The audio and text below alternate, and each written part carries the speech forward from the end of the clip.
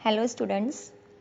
ये जो वीडियो है ये class 11 CBSE board subject business studies chapter number 2 forms of business organisation उसका एक पार्ट सोल प्रोप्राइटरशिप इस वीडियो में मैं आपसे डिस्कस करूँगी। शुरू करते हैं। सोल प्रोप्राइटरशिप का बेसिक मतलब क्या होता है? Sole means only and proprietor means owner. तो सोल प्रोप्राइटर का मतलब होता है ओनली ओनर, यानी कि सिर्फ एक ही ओनर है बिजनेस का, एक ही इंसान है जो उस बिजनेस का ओनर है। Only owner of a business. And owner का मतलब तो आई गेस आप समझ सकते हैं, जो किसी चीज़ को हम ओन करते हैं, भाई ये चीज़ मेरी है, तो यहाँ बिजनेस को जो भी ओन करता है वो पर्सन की बात हो रही है। नाउ जैसे आप लोग कई बार जाते होंगे पेन या फिर पेंसिल, चार्ट पेपर कुछ भी लेने के लिए अपने आसपास स्टेशनरी में, तो उस समय आप जिससे इंटरेक्ट कर रहे हो सामने, तो वो पर्सन क्या है? सोल प्रोप्राइटर ही है ना। अपन तो जैसे आसपास वाली शॉप्स पे ही जाते हैं, तो वहाँ अपन जिससे डील कर रहे होते हैं तो वो सोल प्रोप्राइटर ही है, एक पर्सन। और सबसे पॉपुलर फॉर्म बिजनेस ऑर्गेनाइजेशन का सोल प्रोप्राइटर ही है और सबसे सूटेबल फॉर्म भी यही है। नाउ सोल प्रोप्राइटरशिप, उसके डेफिनेशन पे आते proper. Sole proprietorship refers to a form of business organization which is owned, managed, and controlled by an individual who is the recipient of all profits and bearer of all risks. मतलब sole proprietorship मतलब इसकी एक ऐसा form business organisation का जो own करना, मतलब मैं इसकी हकदार हूँ। मैनेज, मैं इसको चलाती हूँ। कंट्रोल, ये मैं जो चाहती हूँ मैं उसे उसी तरह से चाहती हूँ, मेरा ही कंट्रोल है उस पर, किसी कोई और उसको कंट्रोल नहीं कर सकता है। तो एक इंडिविजुअल जो उसको ओन भी कर रहा है, मैनेज भी कर रहा है, कंट्रोल भी कर रहा है, और उसके सारे प्रॉफिट भी उसी को मिल रहे हैं और रिस्क भी वही बेयर कर रहा है। भाई दोनों साइड का उसी के पास है, कुछ फ़ायदा हुआ वो भी उसका, नुकसान हुआ वो भी उसका। ओके। ये फॉर्म कहाँ ज़्यादा देखने को मिलता है? नॉर्मली इन पर्सनलाइज सर्विसेज, जैसे एक इंसान जो पर्सनली सर्विस देता है, लाइक ब्यूटी पार्लर जो चला रहे हैं या हेयर सलून जो चला रहे हैं या कोई रिटेल शॉप जो लोकेलिटी में हम। अब अपन आते हैं जेएल हैंसन की डेफिनेशन पे। Sole trader is a type of business unit, एक ऐसा business unit where a person is solely responsible, जहाँ पे एक इंसान अकेला रिस्पॉन्सिबल है फॉर प्रोवाइडिंग द कैपिटल, मतलब इनिशियली जो पैसा लगाते हैं वो देने के लिए, लगाने के लिए, for bearing the risk of the enterprise, जो भी रिस्क है बिजनेस की वो बैर करने के लिए, उसको हैंडल करने के लिए, and for the management of business, और बिजनेस को मैनेज करने के लिए। यानी कि सोल ट्रेडर एक ऐसा बिजनेस यूनिट जहाँ पे एक ही इंसान अकेला रिस्पॉन्सिबल है कैपिटल देने के लिए, रिस्क बैर करने के लिए और बिजनेस को मैनेज करने के लिए। अब अपन आते हैं एल.एच. हैनी की डेफिनेशन पे। The individual proprietorship is the form of business organisation. Individual proprietorship क्या है? बिजनेस ऑर्गेनाइजेशन का एक ऐसा फॉर्म है at the head of which, जिसके ऊपर स्टैंड्स एन इंडिविजुअल, जिसका हेड कौन है? एक इंडिविजुअल। एक इंडिविजुअल जो रिस्पॉन्सिबल, हु इज़ रिस्पॉन्सिबल, कोई भी चीज़ के रिस्पॉन्सिबल कौन है? वही individual. Who directs it's operations, उसके ऑपरेशन को डायरेक्शन कौन देता है? वही individual. And who alone runs the risk of failure, and जो भी फेलियर की रिस्क है वो उस अकेले इंडिविजुअल पे ही आएगी। I repeat, the individual proprietorship is the form of business organisation at the head of which stands an individual. मतलब एक ऐसा बिजनेस ऑर्गेनाइजेशन का फॉर्म है इंडिविजुअल प्रोप्राइटरशिप, जिसके हेड में कौन है? एक इंडिविजुअल, एक ही इंसान जो रिस्पॉन्सिबल है, कोई भी चीज़ उस बिज़नेस में होती है उसके लिए, जो डायरेक्शन देता है बिज़नेस के ऑपरेशंस को, और जो अकेला ही फेलियर की रिस्क बेयर कर रहा है। I hope now it is clear. So features का फर्स्ट पॉइंट है फॉर्मेशन एंड क्लोजर। तो इसमें ऐसा है कि सोल प्रोप्राइटरशिप बिजनेस को गवर्न करने के लिए, चलाने के लिए कोई भी अलग से लॉ नहीं है। बहुत ही कम लीगल फॉर्मेलिटीज़ चाहिए फॉलो करनी पड़ती है इसके लिए अपन को। कुछ केसेस हैं जहाँ पे लाइसेंस चाहिए होता है, जैसे कि डॉक्टर, अगर आप एक सोल प्रोप्राइटर हो तो उस सिचुएशन पे आपको लाइसेंस चाहिएगा, और आप इस बिज़नेस को बहुत इजीली बंद कर सकते हो, और इसको मतलब स्टार्ट एंड क्लोज दोनों ही बहुत इजीली कर सकते हो। Now second point is liability. तो सोल प्रोप्राइटर की लायबिलिटी अनलिमिटेड होती है। इसका मतलब कि अगर जो एसेट्स है बिजनेस के वो कम पड़ जाए डेब्ट पे करने में, तो ओनर पर्सनली रिस्पॉन्सिबल होगा। मतलब उसके पर्सनल एसेट्स में, पर्सनल कार एसेट्स जो भी है उसमें से भी लाके डेब्ट रीपे किया जाएगा। जैसे मान लो बाहर की लायबिलिटीज़ आपकी 80,000 है डिसोल्यूशन के टाइम पे, और आपके एसेट 60,000 ही है, तो उस सिचुएशन में 20,000 प्रोप्राइटर के पर्सनल सोर्सेज से भी लाए जाएंगे। अब उसमें चाहे उसको खुद की पर्सनल प्रॉपर्टी भी बेचनी पड़ेगी तो भी उसे बेचनी पड़ेगी और पे करना पड़ेगा। Now third point, sole risk bearer and profit recipient. तो जो रिस्क है बिजनेस की, वो सारी रिस्क उस सोल पर्सन पे ही आएगी, और दूसरे साइड में अगर बिजनेस सक्सेसफुल होता है, ग्रो करता है, तो सारे बेनिफिट्स भी उसी को मिलेंगे। फोर्थ पॉइंट है कंट्रोल, यानी कि बिजनेस चलाना या कोई भी डिसीजन लेना वो सब उसी के हाथ में है।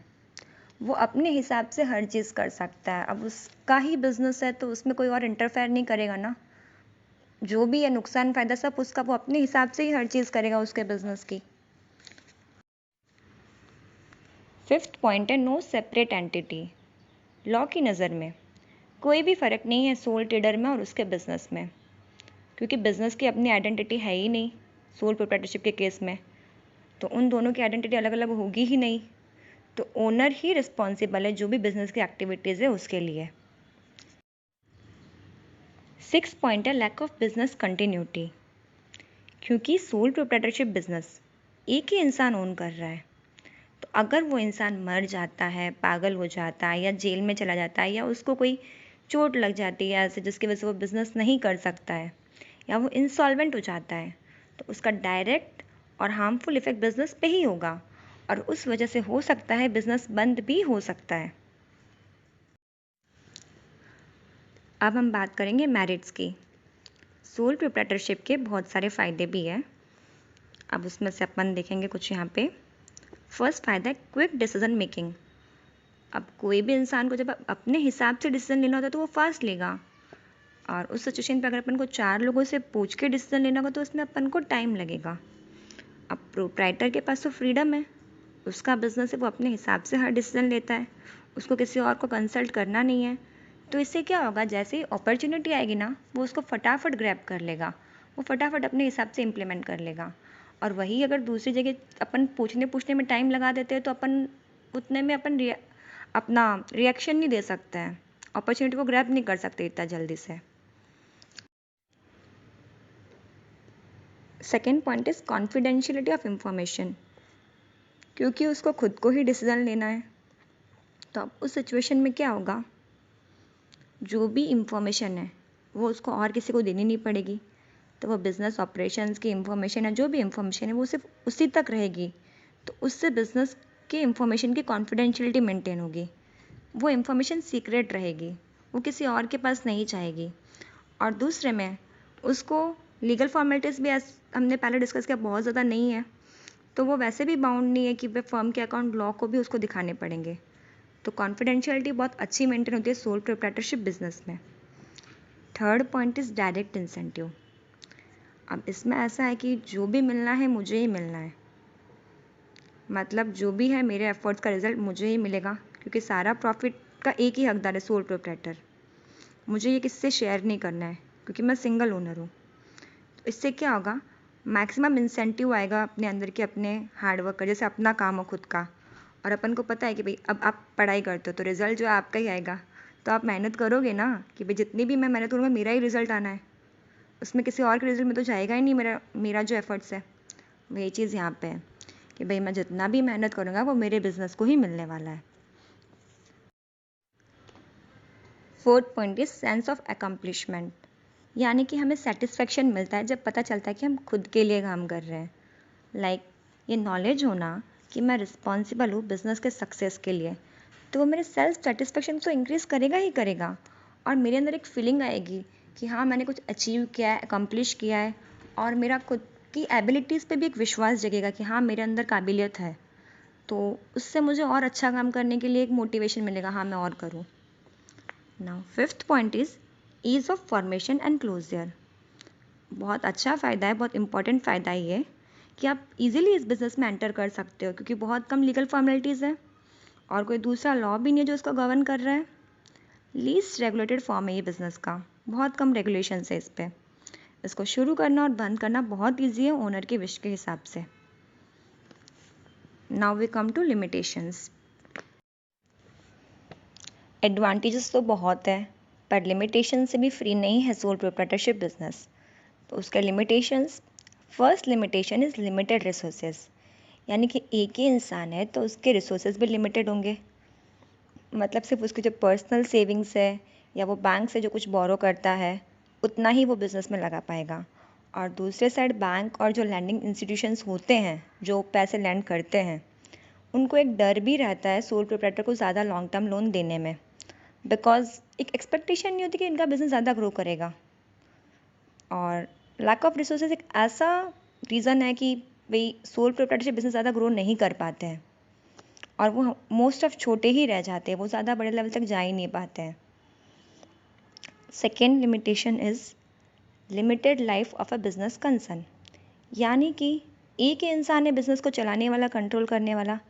अगर वो मर गया, पागल हो गया, जेल में चला गया, या उसको कोई चोट लग गई, या वो इंसॉल्वेंट हो गया, तो बिज़नेस को इफ़ेक्ट करेगा और बिज़नेस बंद हो जाएगा। तो बिज़नेस की लाइफ अपने आप ही लिमिटेड हो जाएगी। Third point is unlimited liability. एक बहुत बड़ा डिसएडवांटेज है, ओनर की लायबिलिटी अनलिमिटेड है। मीन्स अगर बिज़नेस फेल हुआ तो जो क्रेडिटर्स हैं जिनको बिज़नेस से पैसा लेना है, तो वो अपने ड्यू सिर्फ बिज़नेस एसेट से ही नहीं, वो चाहे तो ओनर के पर्सनल एसेट से भी ले सकते हैं इस सिचुएशन में। मीन्स अगर जो सोल प्रोप्राइटर है उसके पर्सनल एसेट्स बेचे जाएंगे और उन क्रेडिटर्स के पैसे चुकाए जाएंगे। तो यानी कि अगर कुछ गलत डिसीजन लिया या कुछ बुरे सर्कमस्टेंसेस सिचुएशन आए, तो जो ओनर है उस पर बहुत ज़्यादा फाइनेंशियल बर्डन क्रिएट हो सकता है इस सिचुएशन में। इसके लिए सोल प्रोप्राइटरशिप बिजनेस में ओनर रिस्क कम ही लेना चाहता है इनोवेशन या एक्सपेंशन करके। इनोवेशन मीन्स नई नई रिसर्च, या एक्सपेंशन मतलब बिज़नेस को बढ़ा के। बिकॉज रिस्क अगर लिया, ग्रो कर गया तो अच्छी बात है, और नहीं किया तो सारा लायबिलिटी उस पर, मतलब सारा उसी को चुकाना है फिर। Fourth point is limited managerial liability. जैसे कि एक इंसान है तो उसके पास हर चीज़ का नॉलेज हो ज़रूरी नहीं है ना।